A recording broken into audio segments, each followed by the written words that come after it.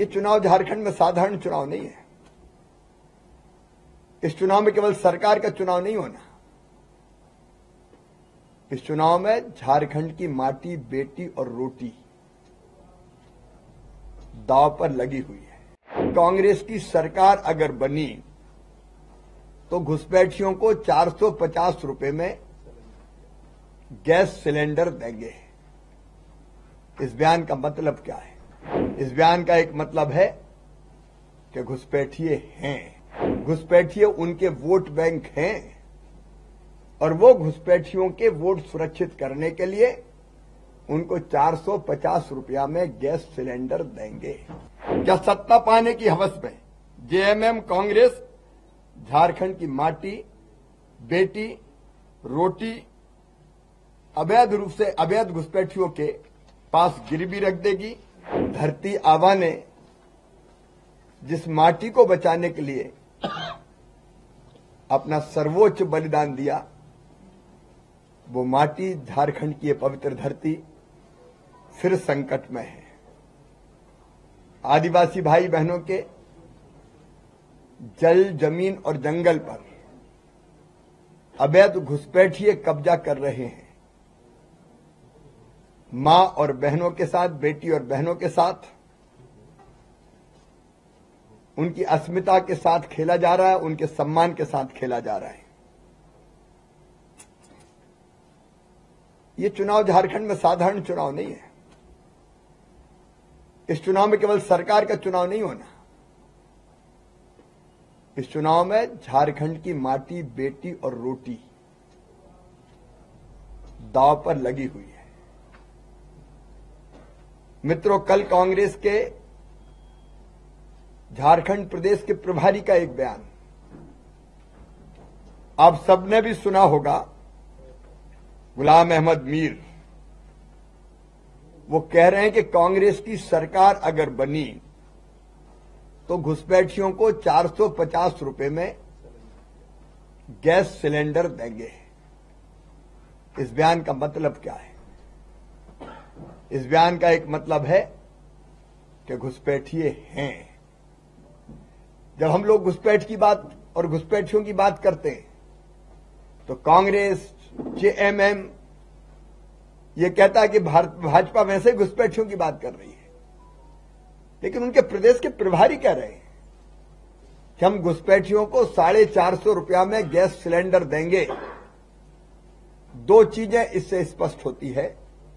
Number 1, घुसपैठिए हैं। Number 2, घुसपैठिए उनके vote bank हैं और वो घुसपैठियों के वोट सुरक्षित करने के लिए उनको 450 रुपया में गैस सिलेंडर देंगे। अभी तक कांग्रेस के किसी नेता ने, जेएमएम के किसी नेता ने प्रदेश प्रभारी के इस बयान का खंडन नहीं किया है। मित्रों, इससे जेएमएम और कांग्रेस के खतरनाक मंसूबे उजागर हो रहे हैं। वो मानते हैं कि घुसपैठिया उनका वोट बैंक है, इसलिए घुसपैठियों को वो बसाते हैं, वोटर लिस्ट में उनका नाम लिखाते हैं, उनके आधार कार्ड बनवाते हैं, उनके राशन कार्ड बनवाते हैं और घुसपैठिए है। इसका एक प्रमाण और मैं देना चाहता हूं। यह विशेष शाखा झारखंड रांची का एक परिपत्र है, एक पत्रक है, एक सर्कुलर है जो उन्होंने सभी उपायुक्तों को जारी किया है। विशेष शाखा झारखंड रांची, सभी उपायुक्त झारखंड, सभी वरीय पुलिस अधीक्षक झारखंड में बांग्लादेशी घुसपैठियों के प्रवेश करने के संबंध में यह खुफिया विभाग कह रहा है।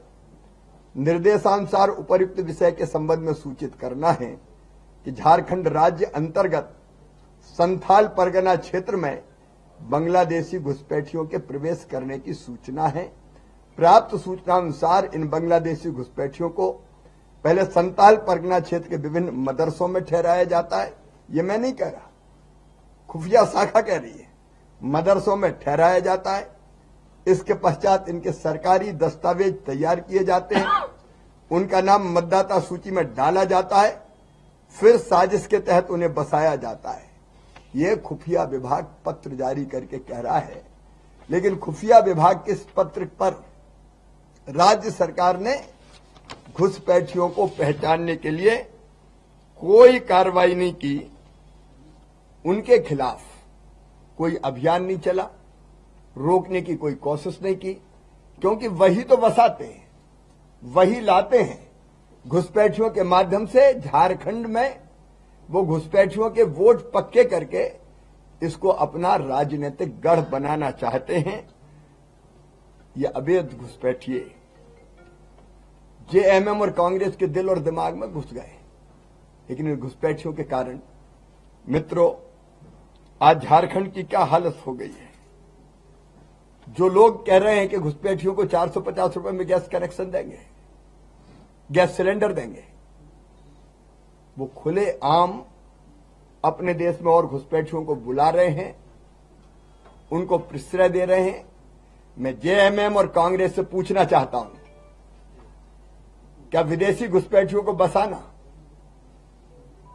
उनको सुविधाएं देना खुलेआम और आने का आमंत्रण नहीं है? क्या यह देशद्रोह नहीं है? आज तक जेएमएम कांग्रेस के कोई नेता ने खंडन नहीं किया। मित्रों, एक तरफ ये लोग कहते हैं हम जबरदस्ती मुद्दा बना रहे हैं, और दूसरी तरफ इन्हीं के नेता ये सिद्ध कर रहे हैं कि ये है और इनको हम सुविधाएं देंगे। मैं आज कांग्रेस की नेता सोनिया गांधी, राहुल गांधी और खड़गे जी से जवाब चाहता हूं। जवाब दें सोनिया जी, क्या वो अपने नेता गुलाम अहमद मीर से सहमत है कि 450 रुपया में घुसपैठियों को गैस सिलेंडर देंगे? आज तक किसी ने खंडन नहीं किया। क्या अवैध घुसपैठियों का पालन पोषण कांग्रेस का एजेंडा है? क्या झारखंड के संसाधनों पर घुसपैठियों का अधिकार है? क्या आदिवासियों की जमीन छीनने वाले, उनकी माताओं, बहनों और बेटियों की अस्मत से खिलवाड़ करने वाले घुसपैठियों के साथ कांग्रेस का, जेएमएम का गठबंधन है? क्या सत्ता पाने की हवस में जेएमएम कांग्रेस झारखंड की माटी, बेटी, रोटी अवैध रूप से अवैध घुसपैठियों के पास गिरवी रख देगी? क्या कांग्रेस और इंडी गठबंधन ने वोट के बदले अवैध घुसपैठियों के साथ कोई सौदेबाजी की है? जेएमएम जवाब दे, कांग्रेस जवाब दे। मैं जवाब चाहता हूं, झारखंड की जनता जवाब चाहती है।